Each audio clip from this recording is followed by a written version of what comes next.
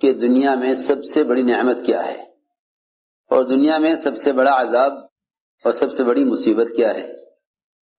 حضرت علی رضی اللہ فرمایا کرتے تھے کہ جو شخص کھانے پینے پہننے اوڑھنے اور ضروریات زندگی کے پورا کرنے کے آلات اور اسباب کو ہی نعمت سمجھے، اس کے عذاب کا وقت قریب آ گیا اور اس کی عقل جاتی رہی۔ اس کے عذاب کا وقت قریب آ گیا۔ جو یہ سمجھتا ہو کہ دنیا کی نعمتیں ہی نعمتیں ہیں، یہی وجہ ہے کہ لوگ ان چیزوں کو نعمت سمجھ کر سب سے بڑی نعمت سے غافل ہیں۔ دنیا کی چیزوں کو نعمت سمجھ کر سب سے بڑی نعمت سے غافل ہیں۔ دنیا کی مادی شکلیں اور اسباب اور ضروریات زندگی یہ اصل نعمت نہیں۔ کیوں؟ اس لیے کہ ان شکلوں پر جنت کی ہمیشہ کی نعمتوں کا مدار نہیں ہے۔ ان شکلوں پر جنت کی نعمتوں کا مدار نہیں ہے، بلکہ اگر محض یہی اسباب اور شکلیں مسلمانوں کو زیادہ دے دی جائیں تو یہ اسباب اور یہ شکلیں ان پر جہنم کے عذاب کا مدار تو ہو سکتا ہے، لیکن جنت کی ابدی نعمتوں کا مدار دنیا کے اسباب اور کائنات کے نقشوں پر نہیں ہے۔ توجہ سے بات سننا، اس لیے کہ کافر ہمیشہ کے عذاب میں اس لیے رہے گا کہ اس کی دنیاوی تھوڑی سی زندگی میں پوری زندگی کفر کا ارادہ ہے، حالانکہ دنیا کی زندگی تو آخرت کے مقابلے میں کچھ بھی نہیں ہے۔ اگر ایک لمحے یا لمحے کا بھی کوئی 100واں حصہ لایا جائے آخرت کے مقابلے میں دنیا کو، تو یہ اتنی بھی حیثیت نہیں رکھتا، اس لیے کہ جو زندگی ابدی نہیں ہے وہ زندگی معدوم اور ختم ہے، جو زندگی ابدی ہے وہ ہمیشہ کے لیے ہے۔ تو کفر کا تھوڑا سا وقت دنیا میں وہ کافر کے لیے ابدی عذاب کا ہے، اور مسلمان کے لیے دنیا کا تھوڑا سا وقت یہ مومن کے لیے ابدی نعمتوں کا ہے۔ میں نے عرض کیا کہ جو شخص دنیا کے اسباب اور ضروریات زندگی کے پورا ہونے کے وسائل کو نعمت سمجھے، حضرت علی فرماتے ہیں کہ اس کے عذاب کا وقت قریب آ گیا اور اس کی عقل جاتی رہی، کیونکہ سب سے بڑی مصیبت وہ کفر ہے۔ دنیا میں اللہ تعالی کے استغنا کا مظہر کفر ہے، دنیا میں اللہ کے استغنا کا مظہر کفر ہے، اور آخرت میں اس کے استغنا کا مظہر جہنم ہے، اور دنیا میں اللہ کے فضل کا سب سے بڑا مظہر ایمان ہے، اور آخرت میں اللہ کے فضل کا سب سے بڑا مظہر جنت ہے۔ آخرت میں اللہ کے فضل کا جو مظہر ہے وہ جنت ہے، اس کے استغنا کا مظہر جہنم ہے۔ دنیا میں اللہ کی استغنا کا مظہر کفر ہے، اور آخرت میں اس کے استغنا کا مظہر جہنم ہے۔ یوں کہیں کہ اللہ تعالی کے استغنا سے اس طرح ڈرا کرو جس طرح اللہ کے عذاب سے ڈرتے ہو۔ اللہ کے استغنا سے ایسے ڈرو جیسے اللہ کے عذاب سے ڈرتے ہو۔ اللہ کے استغنا سے ایسے ڈرا کرو جیسے اللہ کے عذاب سے ڈرنا چاہیے، اس لیے کہ اس کی ذات بہت مستغنی ہے۔ میں نے عرض کیا کہ اگر کسی کافر کے کفر کو دیکھیں تو اس سے اللہ تعالی کے استغنا کا دھیان آئے گا کہ اللہ کی ذات کتنی مستغنی ہے، اللہ کی ذات کتنی مستغنی ہے کہ اس نے ایک انسان کو کفر پر رکھ کر یہ بتلایا ہے ایمان والوں کو کہ مجھے کسی کی وحدانیت اور کسی کی عبادت کی اور کسی سے اپنی بڑائی کے بیان کرانے کی ضرورت نہیں ہے۔ یہ میں عرض کرنا چاہتا ہوں کہ دنیا میں کفر وہ اللہ کے استغنا کا مظہر ہے۔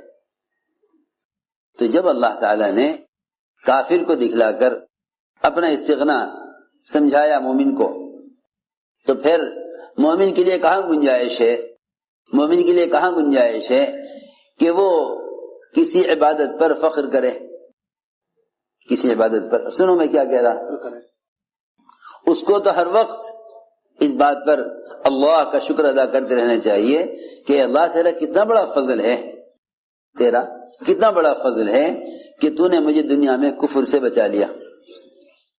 کیوں میں عرض کرتا ہوں، جب آپ کسی ہسپتال میں جا کر بیماروں کو دیکھیں تو ہڈی کے بیماروں کو دیکھیں گے تو آپ کو اپنی ہڈیوں پر اللہ کا شکر اور اس نعمت پر اللہ تعالیٰ کے احسان کا خیال آئے گا۔ جب آپ دماغ کے بیماروں کو دیکھیں گے تو اپنے دماغ کا خیال آئے گا۔ جب آپ اندھوں کو دیکھیں گے تو اپنی آنکھوں کا خیال آئے گا۔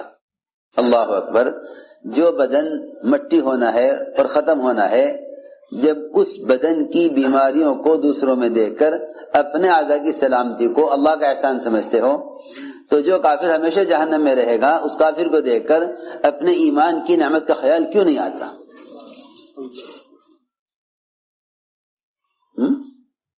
میں حیران ہوں کہ اس زمانے میں پڑھے لکھے کیا عوام سب مسلمان ایمان کی نعمت سے غافل ہیں۔ وہ یوں سمجھتے ہیں یہ تو ایک ہماری پیدائشی چیز ہے، حالانکہ آپ دیکھ رہے ہیں کہ یہودی، نصرانی، مشرک اور کافر ہر مذہب کے گھر میں بچے پیدا ہو رہے ہیں، ان کے پیدا کرنے والے، ان کو جننے والے، وہ انہیں اپنے اپنے مذہب کی تعلیم دے رہے ہیں۔ سوچنے کی بات ہے۔ اس لیے میں نے عرض کیا کہ جو شخص دنیا کی نعمتوں کو نعمت سمجھے اس کی عقل جاتی رہی، اس کے عذاب کا وقت قریب آ گیا۔ سب سے بڑی نعمت نعمت اسلام ہے۔ اس لیے کہا گیا الحمدللہ علی نعمت الاسلام، کہ اس زمانے میں مسلمان غیروں کی طرح صرف دنیا کی نعمتوں کو نعمت سمجھتا ہے، دنیا کی نعمت کو نعمت سمجھتا ہے۔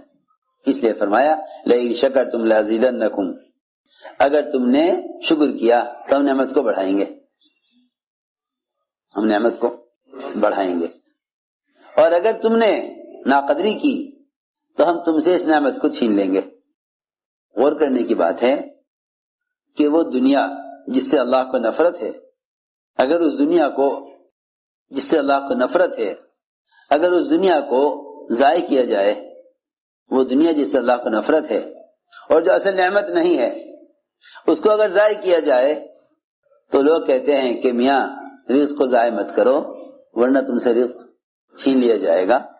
تو دنیا جس سے اللہ کو نفرت ہے، اگر اس دنیا کے ضائع کرنے پر دنیاوی نعمت کے چھن جانے کا اندیشہ اور خوف، اور لوگ ڈراتے بھی ہیں، اس سے لوگ اسے ڈراتے بھی ہیں، تو پھر اسے اندازہ کرنا چاہیے کہ وہ ایمان جو اللہ کو محبوب ہے اور جس ایمان پر ہمیشہ کی نعمتوں کا مدار ہے، اس ایمان کی نعمت کی ناشکری سے ایمان کتنا ضائع ہو جائے گا ایمان۔ اور اگر حقیر دنیا شکر کرنے سے بڑھ سکتی ہے تو جو ایمان اللہ تعالیٰ کو عزیز ہے اور محبوب ہے، اس ایمان کی قدر کرنے سے ایمان میں کتنا اضافہ ہونا چاہیے۔ لیکن اصل بات یہ ہے کہ لوگ ابھی شکر کو ہی نہیں سمجھے کہ شکر کیا ہے۔ لوگ نعمت کے شکر میں اللہ تیرا شکر اتنا کہہ دینے کو شکر سمجھتے ہیں، حالانکہ یہ شکر کی ادائیگی نہیں ہے، یہ شکر کی ادائیگی نہیں ہے۔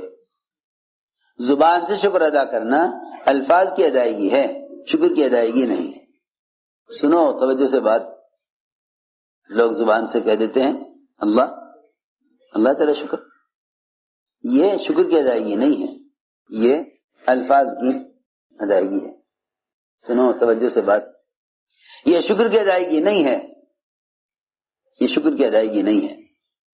کیوں؟ اس لیے کہ انسان کے سارے بدن کے اعضاء، انسان کے بدن کے تمام اعضاء نعمتوں سے فائدہ اٹھاتے ہیں، اور سب سے چھوٹا عضو زبان وہ شکر ادا کرے۔ یہ کیسے؟ یہ کون سے انصاف کی بات ہے؟ بات سمجھ میں آ رہی؟ سارے بدن کے اعضاء تو نعمتوں سے فائدے اٹھاویں اور سب کی طرح سے شکر کون ادا کرے؟ زبان۔ یہ کیا بات ہوئی؟ سوچو تو صحیح۔ آپ کا کوئی کام ہے، آپ کا کوئی کام ہے، تجارت کا، ملازمت کا، اس میں کوئی رکاوٹ پیش آ گئی، آپ نے 2-4 آدمیوں سے بات کی، میں کہا جی دیکھو آپ کا کام ہو جائے گا، لیکن فلاں فلاں فلاں فلاں فلاں 4 آدمی 6 آدمی یہ سب ان سب سے متعلق ہے یہ کام، آپ ان سے جا کے کہیے۔ ایک کے پاس گئے اسے بتایا، دوسرے کے پاس گئے اسے بتایا، آپ کا کام 6 آدمیوں نے مل کر کیا، تو آپ مجھے بتائیے کہ آپ ان 6 آدمیوں میں سے ایک کا شکریہ ادا کریں گے یا سب کا کریں گے؟ آسان بات ہے، آپ شکریہ کس کا ادا کریں گے؟ سب کا یا ایک کا؟ سب کا شکریہ ادا کریں گے۔ بالکل اسی طرح انسان کے بدن کے تمام اعضاء وہ ضروریات زندگی میں ایک دوسرے کے ساتھ ایسے جڑے ہوئے ہیں، اور ضروریات زندگی میں تمام اعضاء ایک دوسرے کے معاون ہیں، اس لیے زبان سب کی طرف سے شکریہ ادا نہیں کرے گی، بلکہ بدن کے ہر عضو کو حکم پر لانا، یہ اللہ کی نعمت کا شکر ادا کرنا ہے۔